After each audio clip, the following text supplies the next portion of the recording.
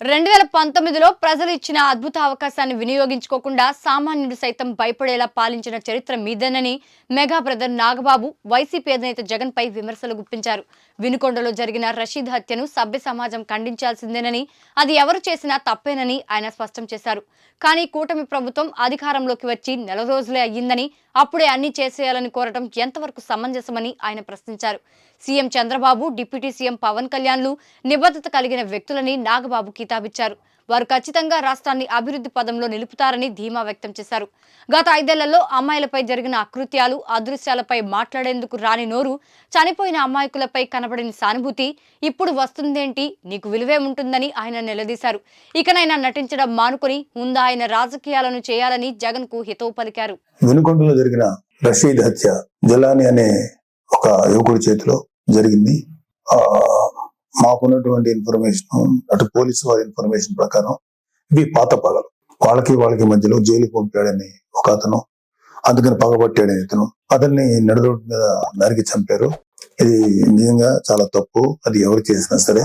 కానీ మీరు దీనికి రాజకీయ రంగు పొలవటానికి ట్రై చేయకండి. మీరు ఫస్ట్ పాయింట్, వైసీపీ నేత జగన్మోహన్ రెడ్డి గారికి మర్యాదపూర్వకంగా చెప్పేది ఏంటంటే, ఇంతకాలం మీరు శవ రాజకీయాలు చేసే ఎంత దూరం వచ్చారు. జనాలు మీరు చెప్పే మాటల్ని నమ్మటం ఎప్పుడో మానేశారు. ఖచ్చితంగా ఈ హత్యకి సంబంధించి మేము కూడా ఖండిస్తున్నాం. ఖచ్చితంగా ఎలాంటి వ్యక్తులైనా సరే, ఈ వెనకాల ఉన్న వాళ్ళు ఎవరినైనా సరే పట్టుకొని కోర్టుకు తీసుకెళ్లి శిక్షించాలని మేము కోరుకుంటున్నాం. అయితే ఇంకొక విషయం ఏంటంటే, గంజాయి ఇన్ఫ్లుయెన్స్ తో కూడా ఉండుంటది ఎవడైతే చంపాడు అని కూడా బయట ఉంది. సో ఇలాంటివన్నీ రకరకాల వెర్షన్స్ వస్తున్నాయి. సో మీరు అర్జెంటుగా వినుకొండ వచ్చి ఆ చనిపోయిన కుర్రవాడికి ఒక పార్టీ నాయకుడుగా మీ సానుభూతి తెలపడం అనేది మాకు ఎటువంటి అబ్జెక్షన్ లేదు, మంచిది కూడా తెలుపుతాం. కాకపోతే మీరు దాన్ని రాజకీయ రంగు పోలిని ఇంకా గట్టిగా నెల 10 రోజులు కూడా కాకుండానే, ప్రభుత్వం ఏర్పాటు అవ్వకుండానే మీరు రకరకాల విమర్శలు చేసి అక్కడికి వెళ్ళి జగనన్న పథకాలు, జగన్ మామ, ఇంకా ఎంతకాలం మీరు ఇలాంటి మాటలు మాట్లాడతారు?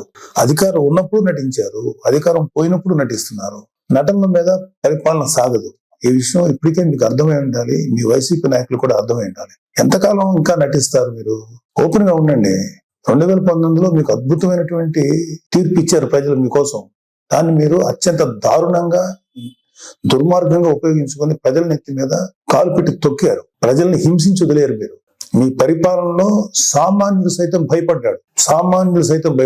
ప్రజల కోసం నిలబడిన కొంతమంది నాయకులు, కొంతమంది కార్యకర్తలు తప్ప ప్రతి ఒక్కరు భయపడ్డారు. ప్రతి వాళ్ళు భయపడ్డారు. మీరు ఇప్పుడు వచ్చేసేసి ఏదో అన్యాయం జరిగిపోయింది, డెఫినెట్ గా ఇది తప్పే, దీన్ని మేము ఖండిస్తున్నాం. కానీ దీనికి రాజకీయ రంగు భూమి, ఈ శవ రాజకీయాలు చేయకండి. కూటమి ప్రభుత్వం పరిపాలనా పరంగా ఏదన్నా ఉంటే విమర్శించండి. ఇంకా నెల కూడా కాకపోయినా సరే అది చేయలేదు, ఇది చేయలేదు అన్నారు. ఓకే, అది ఎలా చేయాలో మాకు తెలుసు. కూటమి ప్రభుత్వానికి చేసి చూపిస్తాం.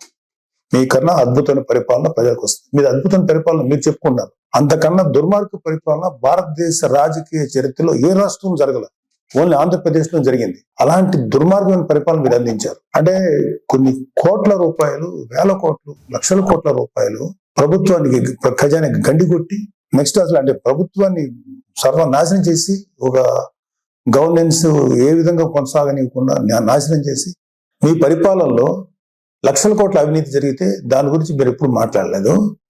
అంటే మీరు పెట్టిన బొక్క, అంటే మన రాష్ట్ర ఖజానాకి కనీసం 2-3 మినిమం 4-5 ఏళ్ళు పడుతుంది మినిమం ముందు ఆ బొక్క పుడ్చడానికి. అంత పెద్ద బొక్క పెట్టి వెళ్ళిపోయారు మీరు ఆంధ్రప్రదేశ్ రాష్ట్రానికి. అర్జెంటుగా అది చేయలేదు, ఇది చేయలేదు. నెల రోజులు కూడా కాలేదు స్వామి. 2019లో పరిపాలన మొదలు పెట్టినప్పుడు 6 నెలలు మాట్లాడలేదు. ప్రతిపక్షంలో ఉన్నాం మేము. మీకు అర్జెంటుగా వచ్చేసి అది చేయలేదు, ఇది చేస్తారు. ప్రతిదీ చేస్తుంది కూటమి ప్రభుత్వం, ప్రతిదీ చేస్తుంది. చంద్రబాబు నాయుడు గారు కానీ, పవన్ కళ్యాణ్ గారు కానీ నిబద్ధత ఉన్న మనుషులు. ఎలా చేయాలో అలా చేస్తారు. ప్రజలకు ఎంత మంచి చేయాలో చేసి తీరుతారు. మీలాగా పర్ఫార్మెన్స్ లో దొంగ మాటలు చెప్పి తప్పించుకునే వ్యక్తులు కాదు, గుర్తుపెట్టుకోండి. సరే, ఈ సందర్భంగా మీకు కొన్ని సింపుల్ క్వశ్చన్స్ అడుగుతాను. దానికి మీరు ఆన్సర్ చెప్పగలిగితే వెరీ హ్యాపీ.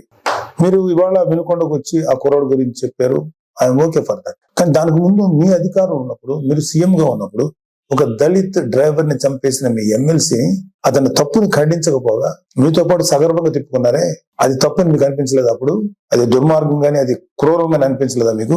డాక్టర్ సుధాకర్ అనే ఒక ఆయన్ని ఉద్యోగం ఊడబెరికి పిచ్చోడు చేసి రోడ్ల మీద చొక్కా కూడా లేకుండా పోలీసులతో తన్నించి, మీ యొక్క అనుగు పోలీసులు తన్నించి ఆఖరికి అతను చచ్చిపోయేలా చేశారే, అప్పుడు మీకు ఎటువంటి కామెంట్ చేయాలనిపించలేదా? వాళ్ళ అక్కని కొంతమంది వైసీపీ కార్యకర్తలు, గూండాలు సెక్సువల్ గా హెరాస్ చేస్తుంటే అడ్డుకున్న అమర్నాథ్ అనే బీసీ కుర్రోడిని, మైనారిటీ చేరిన కుర్రోడిని పెట్రోల్ పోసి కాల్చి చంపేశారు కదా, అప్పుడు కూడా మీకు ఏమి రియాక్ట్ అవ్వలేదా మీరు? అప్పుడు కూడా కనీసం ఒక మాట మాట్లాడలేకపోయారా మీరు? 32,000 మంది ఆడపిల్లలు అదృశ్యం అయిపోయారని చెప్పి పవన్ కళ్యాణ్ గారు చెప్పి కనీసం ఒక పోలీస్ రివ్యూ పెట్టండి అంటే కనీసం పోలీస్ రివ్యూ కూడా పెట్టకుండా 32,000 మంది ఆడపిల్లలు అదృశ్యం అయిపోతే అప్పుడు మీకు మాట్లాడటానికి నోరు రాలేదా? ఇప్పుడు మీ కార్యకర్తలకు లేకపోతే మీ వాళ్ళకి అన్యాయం జరిగిపోతుందని ఇంత మాట్లాడుతున్నారే, మీరు అప్పుడు కూడా మాట్లాడుంటే ఇప్పుడు మీరు మాట్లాడిన మాటకు విలువ ఉండేది. మళ్ళీ చెప్తున్నాను, అక్కడ వినుకొండలో జరిగింది నాకున్న సోర్సెస్ ప్రకారం అది పర్సనల్ గ్రడ్జి, ఇద్దరు వ్యక్తుల మధ్యలో జరిగిన గడ్జి తప్ప 2 పార్టీలకు సంబంధించినవి కాదు. అది మీరు ఖచ్చితంగా మీకు త్వరలోనే పోలీసు నిజాలు నీకు తెలుస్తారు, మీకు ఆన్సర్ చెప్తారు. అలాగే మీ వైసీపీ నాయకులు సామాన్య ప్రజలు అంటే నెలకు ఒక 10,000 20,000 సంపాదించే వాళ్ళు ఏదో వాళ్ళ పూర్వీకుల ఆస్తులు 100 గజాలు 200 గజాలు 300 గజాలు 400 గజాలు ఉంటే వాటిని అడ్డగోలుగా కబ్జా చేసి భయపెట్టి స్వాధీనం చేసుకున్నారే, అది మీ దృష్టికి రాలేదా? ఇన్ని కేసులు చూసాం మేము ప్రజలు దొరుకుతుంటే. ఏ రోజు మీ నోట్ల నుంచి ఒక్క మాట కూడా రాలేదా? అది రైట్ అంటారా? ఏపీ ల్యాండ్ టైటిలింగ్ యాక్ట్ అని పెట్టి ప్రజల ఆస్తులను కాజేయడానికి మీరు ఎంత కుట్ర పన్నారు, దాన్ని మేము సమర్థవంతంగా ఎదుర్కొని ప్రజలకు తెలియబెట్టాక ప్రజలు వాళ్ళు సేవ అయ్యారు మీ దుర్మార్గమైన పరిపాలన నుంచి. అది మీకేమి తెలీదా? నిజంగా ప్రజలు ఇవాళ రెండోసారి రాకుండా ప్రజలు తమను తాము కాపాడుకున్నారు కూటమిని ఎన్నుకోవడం ద్వారా. అరే నా కళ్ళ ముందు నేను చూశాను, జంగారెడ్డిగూడెంలో ఒక 20-25 మంది సామాన్యమైనటువంటి పనులు చేసుకునే వాళ్ళు కల్తీ సారా తాగి చచ్చిపోతే మీరు శాసనసభ సాక్షిగా ముఖ్యమంత్రి అయ్యండి ఇది సహజ మరణాలు, న్యాచురల్ గా చచ్చిపోయారంటారా? కల్తీ సారా తాగి చచ్చిపోతే కనీసం విచారించి ఆ కుటుంబాలకు ఏదైనా ఎక్స్గ్రేషియన్ ఏదైనా ఇచ్చి కదా మీరు మాట్లాడాలి. ఇది సహజ మరణాలు, ఒక కాన్స్టిట్యూషన్ ఎంతమంది చచ్చిపోతారంటారా? అది మీకేమి అసలు మీకు ఇచ్చేమనుకుంటున్నట్టు అనిపించలేదు? అప్పుడు కౌలు రైతులు కొన్ని వేల మంది ఆత్మహత్యలు చేసి చచ్చిపోయారు. వాళ్ళకి కనీసం సింపతి చూపించకపోగా ఏమాత్రం కొద్దిపాటి సాయం కూడా చేయలేదు మీ ప్రభుత్వం, వైసీపీ ప్రభుత్వం. వాళ్ళ కుటుంబాలు రోడ్డు పడిపోతుంటే వాళ్ళ కనీసం సానుభూతి కూడా లేదు మీ దగ్గర నుంచి. అదే తప్పు కదా మీకు?